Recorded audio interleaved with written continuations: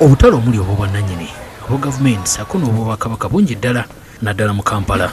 Akatale kye kifo awakolerwa abantu abangi nga bagula n'okutunda.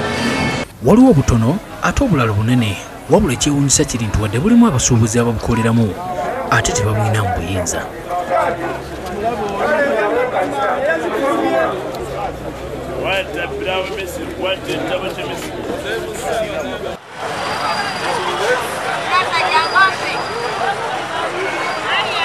Ssempijja Bismarck akulira union egatta abasuubuzi bonna mu butale mu ggwanga atunyonyedde ku nsonga eno.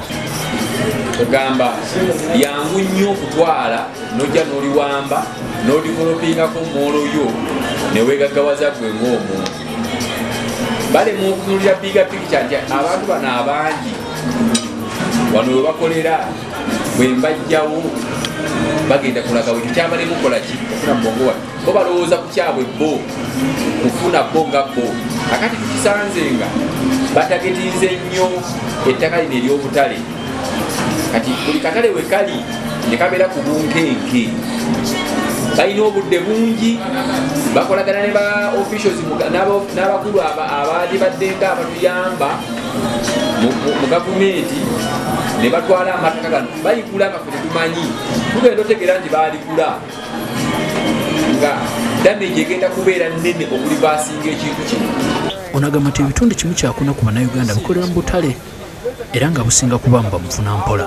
Sipiidi abantu kwe bayingirira ate si sipiidi kwe bafulumira, kubanga omuntu at least bwajja amalawo emyaka naye ate abayingira bo bonna bakola ki bayingira. Tugamba nze ndowooza nti abantu abakolera mu butale ku ttundutundu ly'abannayuganda eyinza okugamba nti kwota ku bannayuganda, kwota ku population ya Uganda bakolera mu butale.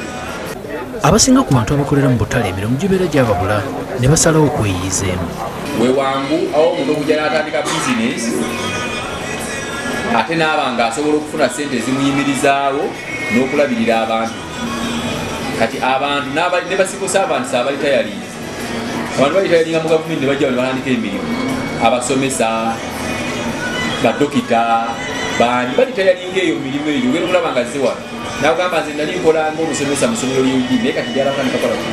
Ssempijja atubulidde ku ssente ezigibwa ku bantu abakolera mu butale obw'obwannannyini n'obwa gavumenti. Olaba nti omuntu akoleddeko mu katale kiba kizibu okukavaamu, kiba kizibu omuntu okuva mu katale okuggyako ng'agaggawadde nnyo n'agenda akolere mu kifo ekirala, kubanga emisolo gy'akatale giba wansi nnyo okusinga ebifo ebirala byonna ebiyinza okukolerwamu. Olunaku lw'enkya tugenda kutunulira ku kusoomoozebwa okw'enjawulo obutale buno kwe buyitamu omuli n'eky'abantu abatundira ebyamaguzi ku nguudo so nga ne ku midaala gy'ebiri. Rebecca Kyobutongi yakusakidde Gulire ku Lwabukedde TV.